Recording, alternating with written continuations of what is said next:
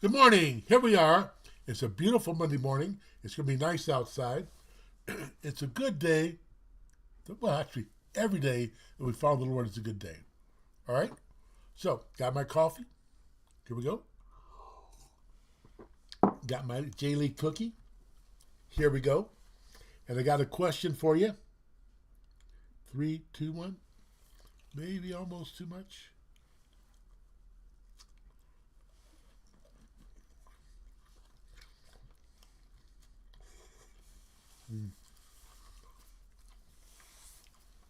J-Lee cookies are the best. I used to eat other cookies, and they were pretty good. I had some good peanut butter cookies once and had some Fig Newtons, which I liked. But J-Lee cookies, especially with sherry coffee, are the best. It doesn't get better than this.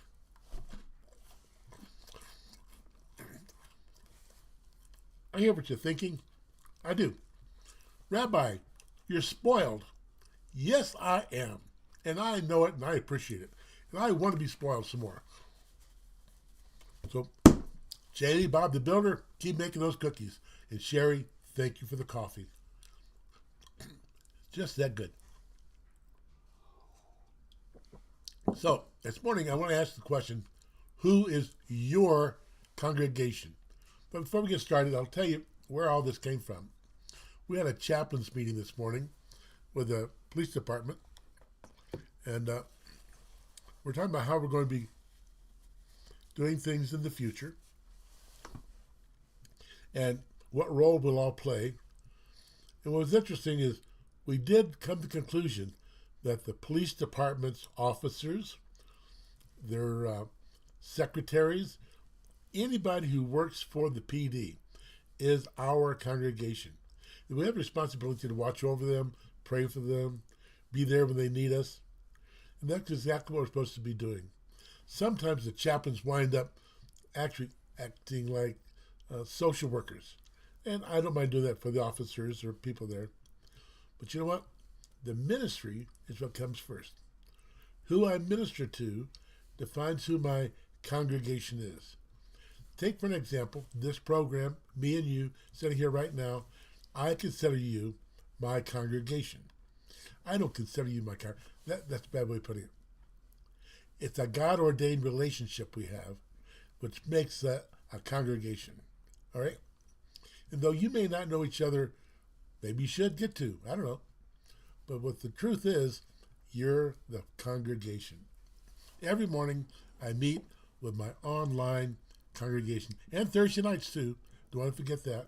And let's not forget Rabbi Rittenhouse's podcast. So, anyway, you understand what I'm saying? But now the question is, who is your congregation?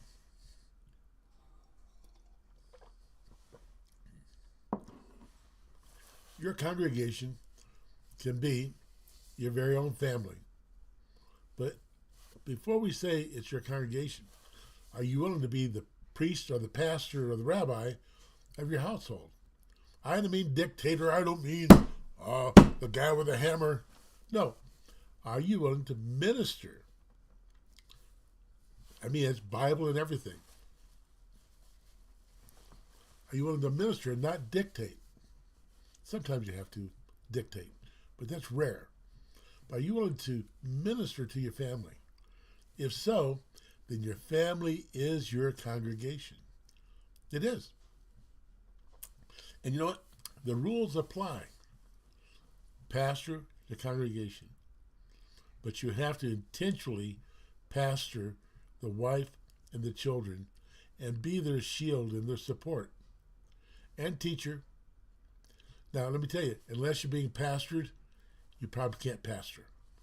You see, everything is in steps. You know, it's just how it works. Under authority, you're given authority. Under no authority, you have no authority. Okay? But let's take it a step further. How about your extended family? Your nieces, your nephews, your cousins. Do you intentionally call them together for the purpose of celebration and fellowship? And in that time, are you prepared to pastor your extended family. Let me give you an example. You call a picnic, okay? You got 30 people there. Are you going to pray before you eat? Hopefully. Okay. Are you going to speak the words of the scriptures? Hopefully. Are you going to be willing to pray for someone there? Hopefully. And if all those hopefullys are true, then you have a congregation there in the greater midst of your greater family. That's true. And then we have chavarim. Chavarim, your friends. Do you have people who are friends, acquaintances, people you know, that you're prepared to minister to? Because remember, the book says go into all the world and preach the good news to every creature, to every person. That's right. You, I, we go into all the world. You say all the world. Hey, you gotta make your face look funny like that. All the world. Okay? And so chavarim, your friends. Are there people you're close to? Not relatives, but people you're close to that you're willing to pastor, rabbi, play priest for. And now, the question you might want to ask is, where does this authority come from that I should dare mention the fact that you should have a congregation? Well, thank you for that opportunity. You see, the Torah teaches us that God gave us the Kohanim, the priesthood, and the Levites, and Israel. And I've told you before that when I go into the great synagogue or one of the more orthodox synagogues, they'll welcome me and say, Levi, Cohen, Israel. Am I a Cohen or a Levite or am I Israel? Why? Because all three are priesthoods. Now, it's true the Cohen's at the top, and that's a bloodline. And then there are the Levites, and that's a bloodline. And then there's Israel, and that is a bloodline with converts.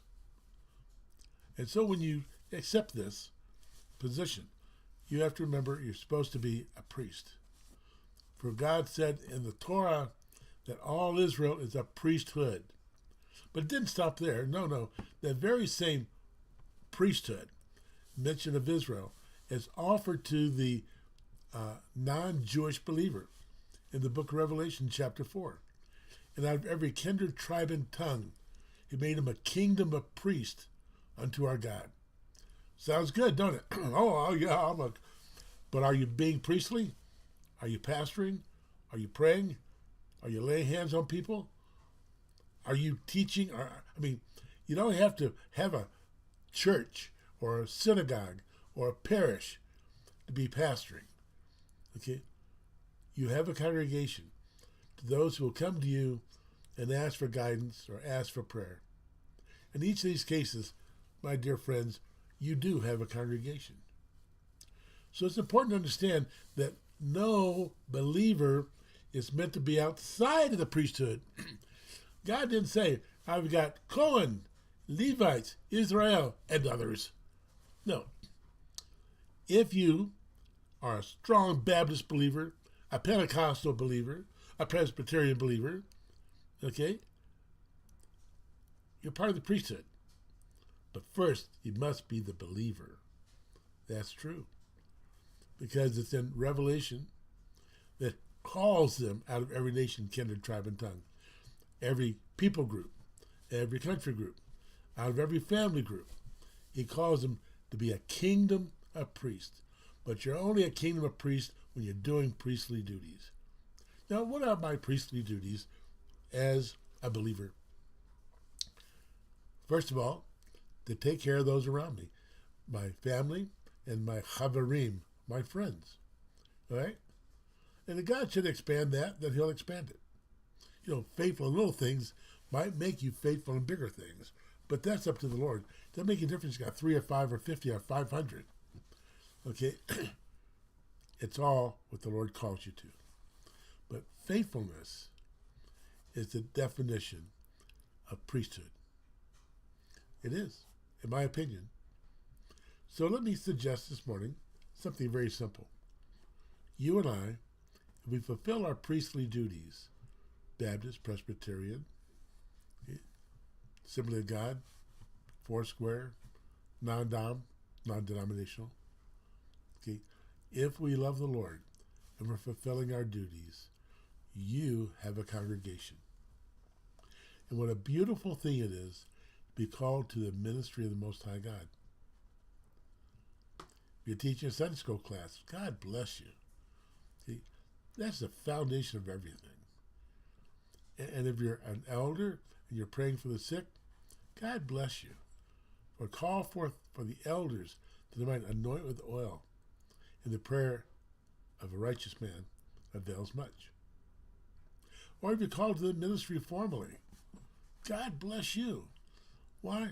Because every body needs a head. Every physical body needs a, and every institution needs a head. And sometimes it's 4 or 5 people in some type of order that are the head. But it means that the flock, the congregation, have those to follow. And where does this come from? Book of Ephesians chapter 4. He's given us some apostles, prophets, pastors, teachers, and evangelists for the edification of the body till we all come to the full knowledge of the Lord Yeshua. That's right. You know, I asked the question last week in one of the programs, are you a student or are you just monitoring the class? You know, make up your mind, because every student has a real reward. Every person just monitors, well, I'm not questioning your salvation, but I might have to question your usefulness. Okay? And don't ignore the simple, obvious commandments. Love your neighbor as yourself, big time. Okay? Love the Lord your God with all your heart, with all your strength, all your mind, all your soul, all your, the biggest time. Okay? Do unto the others. The golden rule used to be do unto others, should have them do unto you. Yeah. And then it changed. Do unto others before they do unto you. That's kind of downhill. And now the golden rule is, he who has the gold rules. I'm going to suggest we go backwards. Back to the very beginning. That we become part of the Chavarim. Part of the community. And in that community we find our own little congregation under the auspices of our leaders and grow our congregation. And in that, each little congregation that grows the whole body of Messiah. Well, that's it for today, except for the fact, please hit some buttons. The like, the share, okay, the follow or subscribe button, and don't forget the donate button. All of these are essential. All of these are, it becomes the lifeblood of our congregation. And that if we do these things, then our congregation can grow. And more will hear the word and respond to it. Okay? Now, of course, last but not least, is your blessing. Now, if you're a pastor, a priest, or a rabbi, we believe that the blessing, called the Aaronic blessing, is our responsibility. But I'm speaking to every father out there.